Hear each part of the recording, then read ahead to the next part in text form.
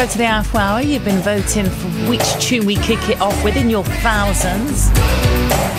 Get some news now and then you're completing the I'll Never Forget. That's coming up. Radio 2 on your Sounds app, on your smart speaker and on 88 to 91 FM. BBC News at 6 o'clock. This is Claire Ronacres. The Bank of England is stepping in to calm financial markets after the government announced a swathe of tax cuts for high earners to be funded by huge borrowing. The bank said it would buy government bonds on a temporary basis to help restore market conditions after the pound plunged against the dollar. The Chancellor told a meeting of US bankers that he's working closely with the bank to achieve financial stability. The Treasury Minister, Andrew Griffith, says the government's tax-cutting policies will make the economy competitive.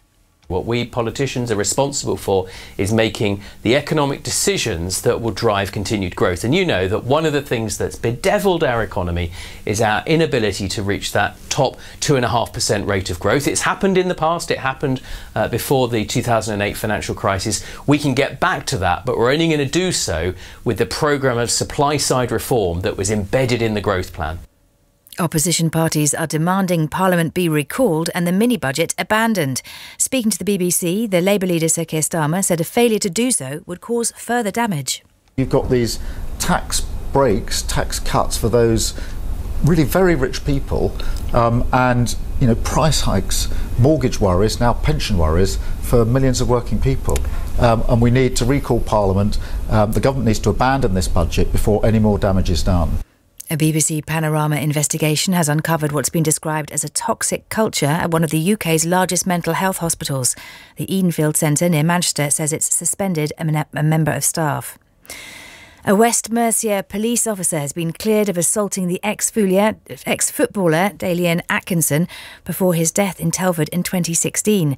PC Mary Ellen Betley-Smith had hit him 3 times with a baton. She told Birmingham Crown Court that she'd been terrified by him during an incident. Her colleague, PC Benjamin Monk, was jailed for manslaughter last year. Our Midlands correspondent Phil Mackey reports. Dalian Atkinson, who was seriously ill, had lapsed into a psychotic state and started shouting that he was the Messiah outside his father's house on the night he died. The former Premier League footballer suffered a heart attack after being tasered and kicked at least twice in the head by Benjamin Monk, who was cleared of murder but jailed for manslaughter.